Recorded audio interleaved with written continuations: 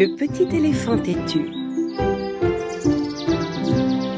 Dans un pays lointain, une famille d'éléphants vivait dans une forêt. Le plus jeune membre de cette famille était un petit éléphanteau très têtu.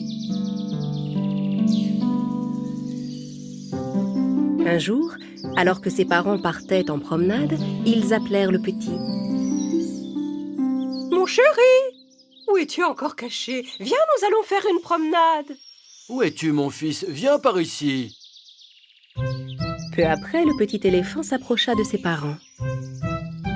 Il n'avait aucune envie d'aller se promener avec eux. « Je n'ai pas envie de venir avec vous. Je vais m'ennuyer. »« Mais tes frères et sœurs sont ravis d'aller se promener. Pourquoi tu n'es pas comme eux? » Qu'ils y aillent s'ils en ont envie. On fait toujours la même chose. Être un éléphant, c'est tellement ennuyeux. Le papa et la maman éléphant furent très surpris par les dernières paroles de leur fils, mais décidèrent de ne pas réagir. Bon, très bien. Comme tu voudras. Ne bouge pas d'ici, on sera rentré avant la nuit. Je sais, comme d'habitude. La famille laissa le petit éléphant têtu seul et s'en alla. L'éléphanteau joua tout seul un moment, mais il commença rapidement à s'ennuyer. Et plus il s'ennuyait, plus il était de mauvaise humeur. J'en ai vraiment assez d'être un éléphant. C'est nul d'être un éléphant. Qu'est-ce que je pourrais être d'autre? À cet instant, il vit passer une gazelle sautant et bondissant. Il prit sa décision.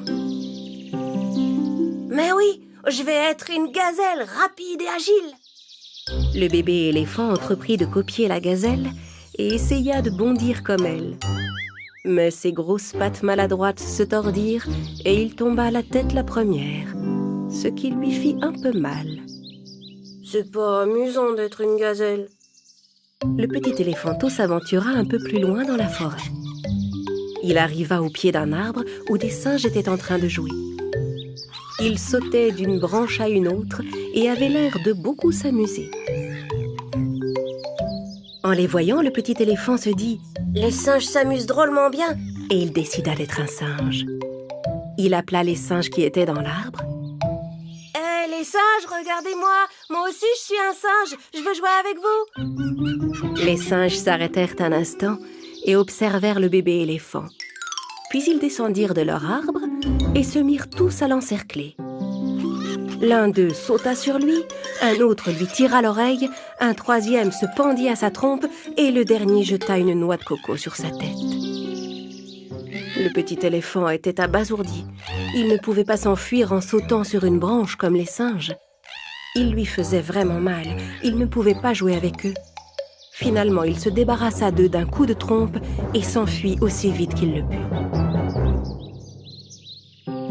L'éléphanteau s'éloigna encore un peu plus dans la forêt. Cette fois, il aperçut un écureuil dans un arbre. L'écureuil cueillit une noisette sur une branche et retourna dans son abri. Comme il est mignon! Il est tellement petit qu'il peut se faufiler partout où il veut. Je voudrais bien être un écureuil. Le petit éléphant essaya de grimper à l'arbre, mais comme il n'y arrivait pas, il passa sa trompe dans le trou du tronc de l'arbre. Le pauvre petit écureuil eut si peur qu'il bondit hors du trou et s'enfuit à toute vitesse. L'éléphanteau essaya alors de passer sa tête tout entière dans le trou, mais il se coinça la tête et eut toutes les peines à la ressortir. Je ne suis pas fait pour être un écureuil. Les arbres sont trop petits pour moi.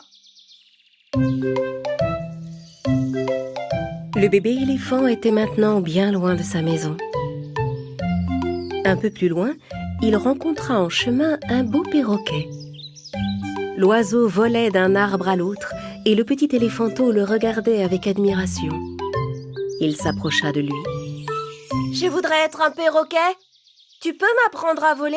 « Bien sûr que je le peux. » Ils montèrent ensemble en haut d'une falaise qui surplombait un lac. « Maintenant, regarde bien comment je vole. » Le perroquet ouvrit ses ailes et s'élança. Il planait dans le ciel. Pour l'imiter, le petit éléphant s'élança du haut de la falaise.